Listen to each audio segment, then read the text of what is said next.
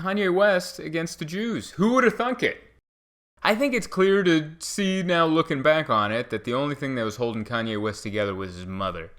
I watched that documentary, and as soon as his sweet mother died, it went off the rails. And I think the main thing we can learn from that is it's never healthy to be that close to your mother. It's amazing to have a mother as supportive as Kanye West was. I have a mom that I would like to say is as supportive, but I think Donda West was a whole other level. With all due respect to my mom, who's been nothing but supportive with my dumb endeavors, Donda West was at another level. But the other thing that was at another level is how close they were. And I don't think it's good. It's sweet. It seems good on the surface. But then they die. And now you're left.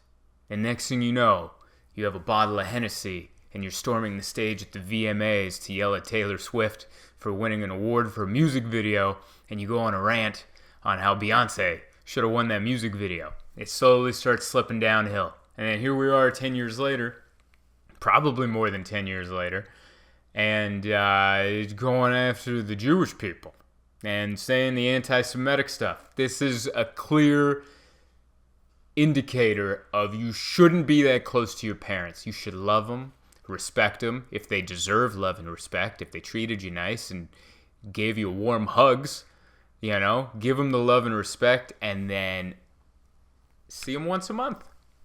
What's wrong with that? See them once a month. And if you don't live in the same state, talk to them once a month.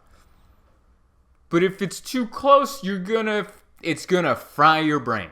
It's gonna fry your brain, and you're gonna go off and you're gonna make lunatic statements.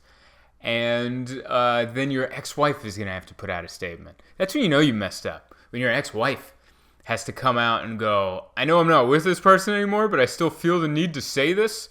Just because what he said was so out there, I feel like I'm going to be clumped into it. And she tweeted, I stand with the Jewish community. Which, that's a whole other argument or conversation. Like, is that all you have to do? Like when someone writes, I stand with the fill-in-the-blank community, and I'm letting it be known that I stand with them. Is that it? Or do you have to do something after that? Do you have to physically go stand somewhere and go, see, I'm right here, standing with them? Or is the tweet it? Is the tweet it? Are we still there? I feel like that's a millennial thing. That's my generation. My generation is all about, Doug Stanhope had a great joke about this, but it's all about raising awareness. We're the generation of look over there. Aren't I a good person? I told you to look over there. There's a fire. Oh, I'm not getting any buckets of water. I'm not a firefighter.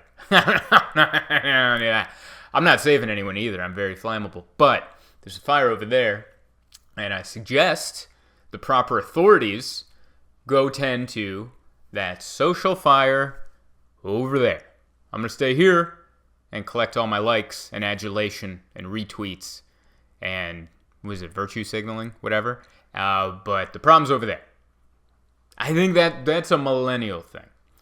Now, what the next generation has done, Gen Z, is they've taken it to another level because they no longer just raise awareness. They raise awareness with action, like going to an art museum and throwing soup at a Monet. And they're doing that to raise awareness for climate change. And it's happened a few times now. If you don't know what I'm talking about, good Lord, hit the goog. Hit a goog, as Mark Normand would say. Google that.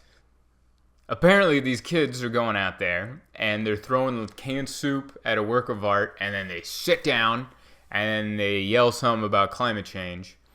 And that's an idea someone had that they felt confident enough to say out loud to somebody else. That was someone's idea. That's the part I can't get around. I have dumb ideas all the time. I say most of them on stage. And then I have another level of dumb ideas where I'm like, that's going to the grave with me. That's going to stay in my heart. That's going to stay in my soul because I don't have the intestinal fortitude to let that thought out of my mouth. But then there's someone like them, one of them, was like, hey, I got an idea. Why don't we go to an art museum, open a can of soup, and we're going to throw it at a Picasso or something, and then we're going to sit there and yell about climate change.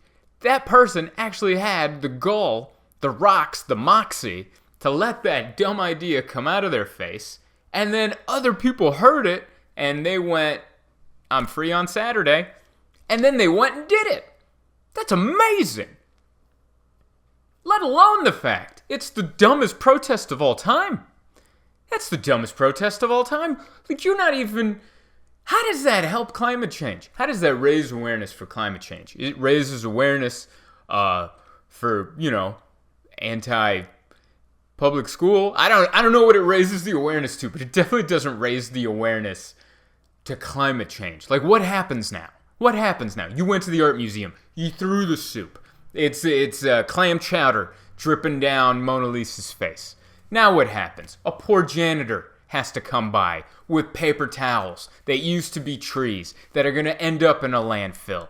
And he's going to bring out the bleach spray, maybe an aerosol. And he's going to spray all this ozone-eating matter into the atmosphere to clean up your disgusting clam chowder off of Mona Lisa's cheeks.